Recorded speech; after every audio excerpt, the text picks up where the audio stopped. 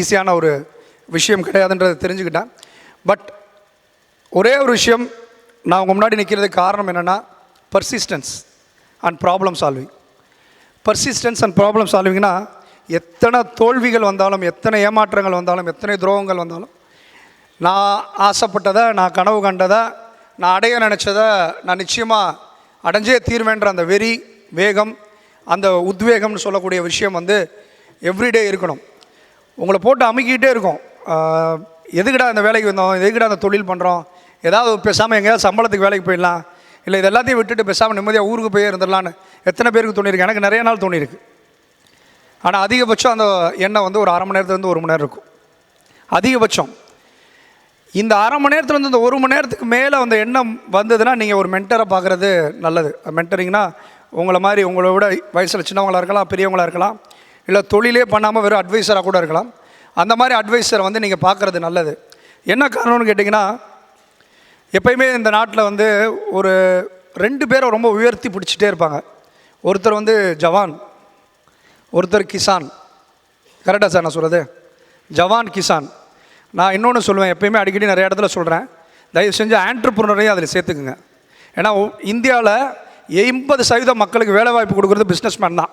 அவன் வாழ்க்கையை தியாகம் பண்ணிவிட்டு, அவங்களோட வாழ்க்கையில் ரிஸ்க் எடுத்துகிட்டு, அவங்க சொந்த வீடை கடனில் அடமானம் வச்சுட்டு, அவங்க ஃபேமிலியை விட்டுட்டு தூங்காமல் சாப்பிடாமல் எத்தனையோ பேருக்கு இந்த நாட்டோட எக்கனாமி முக்கியம், நல்லா இருக்கணும்னு நினைக்கிறதுல பிஸ்னஸ்மேனோட பங்கு மிகப்பெரிய விஷயம். எப்படி இந்த ஜவான் நம்ம நாட்டை காப்பாற்றுறாங்களோ, விவசாயிகள் நம்ம நாட்டுக்கு சாப்பாடு போடுறாங்களோ, ஒரு பிஸ்னஸ்மேன் இல்லாமல், ஆண்டர்ப்ரனர்ன்ற அந்த ஒரு குரூப் இல்லாமல் நம்ம நாடு நல்லா இருக்க முடியாது. ஏனோ தெரியல, ஆனால் பிஸ்னஸ்மேனாலே ஒரு கெட்டவன் மாதிரி ஒரு இமேஜ். கரெக்டாக சார்? கரெக்டாக இல்லையா சார்? 100% கரெக்டு. நம்மளை பார்த்தா என்னமோ, என்கிட்ட ஒரு நண்பர் வீடு வாங்கினார். அந்த ஒரு சின்ன எக்ஸாம்பிள் மட்டும் சொல்கிறேன். ஒரு 4-5 வருஷத்துக்கு முன்னாடி ஒரு நண்பர் என்கிட்ட வீடு வாங்கினார். அவர் விப்ரோவில் வேலை பார்த்துட்டு இருந்தார். நான் எப்போயுமே எல்லா சைட்டுக்கு போகும்போது அந்த டைமில் நான் ஒரு BMW கார் வாங்கியிருந்தேன். அப்போ தான் ஆசையாக வாங்கினோன்னா எல்லா இடத்துக்கும் புது காரில் தானே போவோம். அந்த காரை பார்த்துட்டு அவருக்கு ஏதோ ஒரு வருத்தம் போல் என் மேலே. அவர் பக்கத்தில் கூட சொல்கிறார், எல்லாம் நம்ம காசு பாரு BMW நிற்கிதுனார். அவர் என்கிட்ட வீடு வாங்கினது 40 லட்சத்துக்கு தான். என் காதில் விழுந்துருச்சு. கூப்பிட்டேன் அவரை, சார் இங்கே வாங்கலேன். எங்கே சார்? சார் நீங்கள் விப்ரோவில் தானே வேலை பார்க்குறீங்கன்னு கேட்டேன். ஆமாம் சார். எவ்வளோ சார்? ஒரு 1 lakh 1.25 lakhs சம்பளம் வாங்குறீங்கல்ல? ஆமாம் சார், நான் ஒரு 1.2 lakhs சேலரி வாங்குறேன். யார் சார் உங்களுக்கு சம்பளம் கொடுக்குறதுன்னு கேட்டேன். அவர் ஓனர் ஆப்வியஸாக பிரேம்ஜி, விப்ரோ பிரேம்ஜி. பிரேம்ஜி எப்படி சார் உங்களுக்கு சம்பளம் கொடுக்குறாரு அப்படின்னு கேட்டேன். பிஸ்னஸ் பண்ணி சம்பளம் கொடுக்குறாரு. உங்களை மாதிரி என்கிட்ட ஒரு 100கணக்கான பேர் வேலை பார்க்குறாங்க. நீங்கள் கொடுக்குற காசை வச்சு தான் அவங்களுக்கு சம்பளம் கொடுக்குறேன். நீங்கள் எப்படி 8 மணி நேரம் 10 மணி நேரம் ஒரு இடத்துல வேலை பார்க்குறீங்களோ அதை விட ஜாஸ்தியாக நாங்கள் வேலை பார்க்குறோம். எங்கள் மொத்த வாழ்க்கையோட சம்பாத்தியத்தை இதில் முதலீடு பண்ணியிருக்கோம். அதனால் நீங்கள் இந்த மாதிரி பேசுங்க. அந்த மாதிரி நினைப்பு மக்களுக்கு வெளிலேருந்து பார்க்குறவங்களுக்கு நிறையவே இருக்குது. எவ்வளவோ தியாகங்கள் பண்ணினாலும், எவ்வளவோ விஷயங்களை நம்ம கடந்து வந்தாலும், நம்மளோட மோட்டிவேஷனில் மட்டுமே நம்ம ஓடிக்கிட்டு இருந்தால் கூட இந்த மாதிரி விஷயங்கள் நம்ம வந்து டிமோட்டிவேட் பண்ணும். நம்ம ஊரில் வந்து பொதுவாக ஒரு வார்த்தை இருக்குது, சொந்தக்காரவங்க ப்ளஸ் தெரிஞ்சவங்க. நம்ம நல்லா இருந்தாலும் ஒரே வார்த்தை தான், நல்லா இல்லைனாலும் ஒரே வார்த்தை தான், எனக்கு அப்போவே தெரியும். நீங்கள் நல்லா இருந்தாலும் என்ன சொல்லுவாங்க? எனக்கு அப்போவே தெரியும்ப்பா நல்லா இருப்பாருன்னு. நீங்கள் நல்லா இல்லைனாலும் சொல்லுவாங்க, எனக்கு அப்போவே தெரியும் நல்லா நான் போய்டுவான்னு. எனக்கு ரொம்ப சந்தோஷமாக இன்றைக்கி நான் நிறைய இடத்துல பேசியிருக்கேன். இன்றைக்கி ரொம்ப சந்தோஷமாக பேசுகிறேன். என்னென்னா என்னோடய பியர் குரூப், என்னோடய கொலீக்ஸ்கிட்ட பேசுகிற மாதிரி இருக்குது. எப்போயுமே பேசும்போது ஒரு செக்மெண்ட் வந்து எம்ப்ளாயீஸ் இருப்பாங்க, ஒரு செக்மெண்ட் வந்து வேறு விஷயங்கள் பண்ணுறவங்க இருப்பாங்க.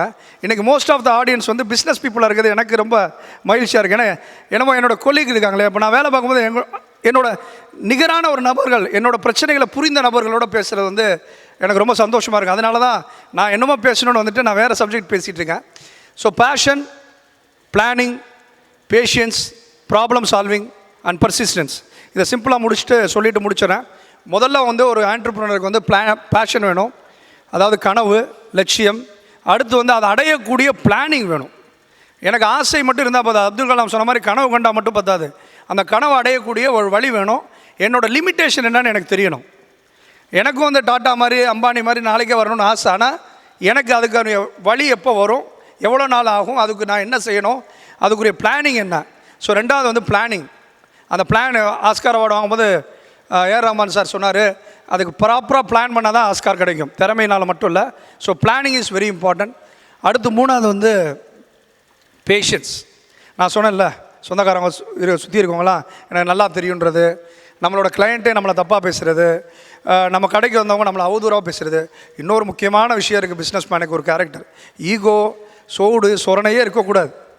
நமக்கு நல்லா தெரியும் இது நம்மளோட கஸ்டமர் கிளைண்ட்டு இந்த மாதிரி பேசுகிறது தப்பு தானே, சிரிச்சுக்கிட்டே சரிங்க சார் அப்படின்னு தான் சொன்னேன். வேறு வழியே கிடையாது, வேறு வழியே கிடையாது. ஸோ பேஷன்ஸ், அமைதி, பொறுமை ரொம்ப முக்கியம். அதுக்கு அடுத்து வந்து ப்ராப்ளம் சால்விங். இது இல்லாத நாளே இருக்க முடியாது. நீங்கள் ஒரு கட்டத்தை தாண்டிட்டிங்கன்னா ஒரு ப்ராப்ளம் சால்விங்கிறது தான் உங்களோட மேஜர் டாஸ்க்காகவே இருக்கும். நீங்கள் அக்கௌண்ட்ஸ் பார்க்க முடியாது, ரெக்ரூட் பண்ண முடியாது, புதுசான விஷயங்களை இருக்க முடியாது. ஏற்கனவே இருக்க விஷயங்களுக்கு ப்ராப்ளம் சால்விங்